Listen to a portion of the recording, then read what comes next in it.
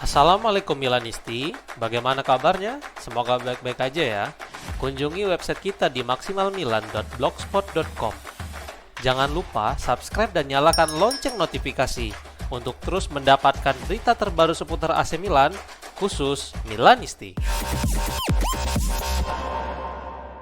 Selain Ultras dan para legenda, jurnalis Andrea Longoni pun ikut mengkritik cara para petinggi menjalankan AC Milan sejauh ini. Longoni menerbitkan pendapatnya untuk Milan News dan seperti media lainnya, dia ikut mengkritik struktur manajemen AC Milan dan kebijakan yang dianggap cacat di Milan. Berikut komentar sang jurnalis. Apakah Gary Cardinal mengerti bahwa dia membuat kesalahan dalam memilih manajemen? Jawaban atas pertanyaan ini akan sangat menentukan masa depan tim. Apakah dia mengerti bahwa perombakan besar-besaran di klub harus dilakukan atau hanya menambahkan sosok direktur olahraga akan memperbaiki situasi? Dan kemudian apakah dia akan menghadirkan direktur olahraga yang kompeten dan berpengalaman atau bahkan hanya sosok yang tidak jelas? Paradoksnya adalah bahwa dengan hadirnya pelatih baru yang dipersiapkan dengan baik dan manajer lapangan baru, hal itu tidak akan cukup untuk memperbaiki situasi yang sudah terjadi di Milan saat ini. Seorang CEO sepak bola dibutuhkan karena ini adalah tim sepak bola dan itu harus diingat. Ini bukan kesalahan penuh Fonseca dan sama seperti hari ini juga bukan kesalahan penuh Conceição. Memang kedua pelatih kurang baik dalam membawa tim, tetapi hasil yang mereka raih adalah konsekuensi dari masalah yang lebih besar dari dibalik semua itu. Cardinale mengambil alih Milan pada saat Milan mampu menunjukkan penampilan terbaik mereka setelah 15 tahun terakhir dengan memenangkan Scudetto. Tetapi semuanya rusak begitu saja. Bahkan para penggemar Inter mengejek dengan nyanyian untuk pemilik Amerika tidak menjual Rossoneri. Itu juga seperti yang dilakukan para penggemar Juventus dan bahkan Presiden Torino. Benar-benar memalukan. Jika harus bermain di Liga Konferensi, hal itu jelas memalukan untuk sejarah Milan. Ya, tetapi apa yang mereka ketahui tentang sejarah klub ini? Ungkapnya,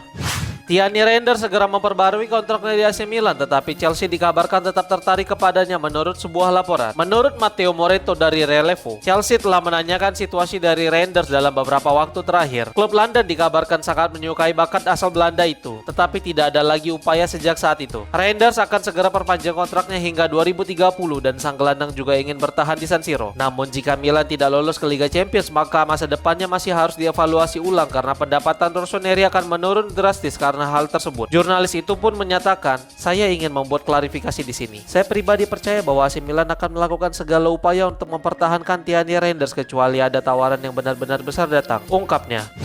AC Milan dan Fiorentina kemungkinan akan melakukan pertukaran pemain pada musim panas mendatang. Milan dan Fiorentina telah melakukan 2 operasi pinjaman pemain dalam beberapa bulan terakhir. Yacine Adli pergi ke La Viola pada musim panas dengan status pinjaman dan Riccardo Sottil tiba di San Siro pada musim dingin dengan status yang sama. Menurut La Gazzetta dello Sport, ada gagasan pertukaran pemanen untuk Sottil dan Adli. Kedua pemain memiliki nilai pasar yang sama-sama kurang lebih di angka 11 juta euro. Oleh karena itu, kemungkinan keduanya akan tetap di klub mereka setelah jendela musim panas.